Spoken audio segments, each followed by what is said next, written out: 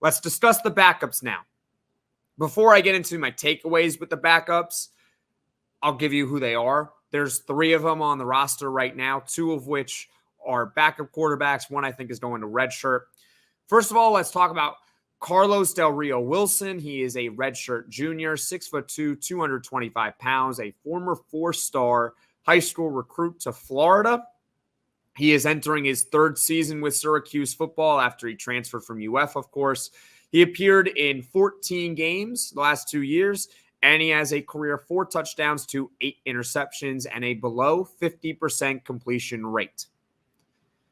4 touchdowns, 8 picks, below 50% for Carlos Del Rio-Wilson in his Syracuse football career.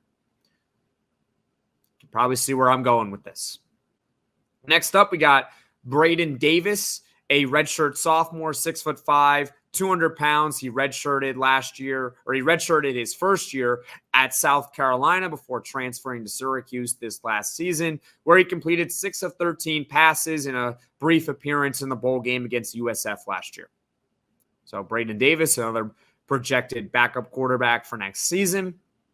And then there's a recruit, and that is the only quarterback recruit for Syracuse football next season. Jakhari Williams, 6'3", 190-pound, 3-star from Macon, Georgia. He is the only quarterback in the Syracuse class of 2024, as I just said, and he will probably redshirt this season. So those are the 3 other quarterbacks on the roster. You got Carlos Del Rio-Wilson, Braden Davis, and Jakhari Williams, one of which in Jakhari Williams, who I think will redshirt. There is only one takeaway, or there's a couple takeaways, but really there's one main takeaway here with the backup quarterbacks on Syracuse's roster. I'm going to be completely blunt with y'all. All right? If Kyle McCord goes down, they're screwed. And that's the case with a lot of teams in the country, so that shouldn't be cause for panic necessarily. There are very few teams that can survive their starting quarterback going down and having to play their backup for an extended period of time. Think of Ohio State doing it the one year they won the national championship in 2014, I believe it was, when they had like 3 quarterbacks playing. Cardell Jones was like their 3rd stringer. You get the idea. Most teams, when they get to their backup, it's not a good sign. But this team, if Kyle McCord goes down, is colossally screwed. Oh boy. Carlos Del Rio-Wilson, I gave you his numbers. He has shown me nothing in 2 seasons that suggests he can be a capable backup quarterback in the ACC, let alone a starter. He has not proven anything that he can be a backup quarterback. Okay? He was 10 for 13 in week 1 against Colgate, because remember, they blew out Colgate and they took out Garrett Schrader and they put in Carlos Del Rio-Wilson, and he played pretty well against Colgate. But when he had to go against ACC competition, or really just his other attempts for the rest of the year, are you ready for this? He was 10 for 38 in games that were not Colgate, and that includes the game where he started against Boston College and he was 7 for 17 for 37 yards, no touchdowns, and 4 interceptions. So Carlos Del Rio-Wilson is not a capable backup quarterback. If this guy has to play, chalk up a loss. Go on FanDuel and bet the other team to win, because, oh boy, he can't play. I'm sorry. I'm just being blunt here. Then there's Braden Davis. Okay, we don't really know too much about Braden Davis because he didn't play a whole lot last year for Syracuse football. Here's what you need to know about Braden Davis, though. Even though we haven't really seen a lot of him, if he cannot beat out Carlos Del Rio-Wilson, what does that tell you?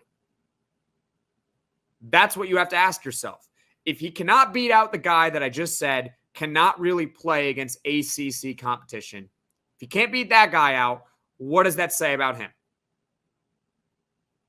Well, I'll give you a hint. It doesn't suggest that Braden Davis is better than Carlos Del Rio-Wilson. I think the best case scenario when you're looking at the roster right now for Syracuse football and you're looking at the quarterbacks, it's that Braden Davis beats out Del Rio-Wilson for the backup quarterback job. That's the best case scenario right now. Because if he does, then while Braden Davis might not be very good, the coaching staff must think that he's at least better than Carlos Del Rio-Wilson. But if he can't beat out Carlos Del Rio-Wilson, we're screwed. We're screwed. Now, what I before I get to the next thing, I wish Syracuse had pursued a backup quarterback a little bit harder. I know they did pursue that one Pittsburgh guy. I'm forgetting his name off the top of my head. They were pursuing someone from Pitt who was pretty good, who would have been a solid backup quarterback for them, but he transferred to Georgia State because he wanted to be a starter at Georgia State. And who can blame him, right? These are Division I athletes. They want to play. They prefer to play. So that's why you pick a school like Georgia State instead of Syracuse, because if he were to come to Syracuse, he would not play over Kyle McCord.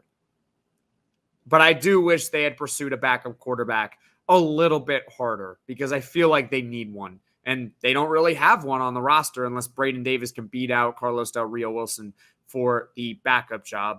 Now, aside from me saying that Syracuse football is screwed without Kyle McCord, if he were to go down, and knock on wood, we don't want it to happen, but if he were to go down, the worst case scenario does happen. Trust me, I'm a Jets fan. Aaron Rodgers goes down in 4 plays. The season was over after that. All right? That's why you need a backup quarterback. But anyways, McCord goes down. I would expect more Wildcat offense like it was last season. That's really what they have to do. You would have to use Dan Villari at quarterback, essentially. It worked at times. It really worked against Pitt, where Villari was the running back of the week for putting up about 150 yards. Derek Schrader was dealing with an injury. That's why they had to do it. And with Dan Villari, what can make it somewhat effective is that A, hopefully they're healthier, so the weapons around him are better. But B, Villari is a former quarterback, so there is that element of, well, he can throw the football. He can throw it a little bit. Remember some of you guys might remember, some of you guys might not, but I'm making another NFL reference here, and that's the Dolphins. The Dolphins were like the inventors of the Wildcat in the late 2000s, early 2010s, when they had Reggie Bush and Ricky Williams. Well, part of the reason why it didn't last for very long is A, it's the NFL, they catch up quick, and B, those guys can't throw. They can't throw. So you know they're going to run the football with one of Reggie Bush and or Ricky Williams. With Dan Villari, not saying he's anywhere close to the ability of those guys, but what I'm trying to say is that Dan Villari, there is that threat that he can throw it. There was that play in their final regular season game last year where Villari was in the shotgun and did throw a deep touchdown pass. I think it was like 30 yards to Damian Alford. There was that play where that did happen. So if you are a defense, you have to respect the throwing aspect of the Wildcat. Let's just hope, honestly, that Kyle McCord stays healthy.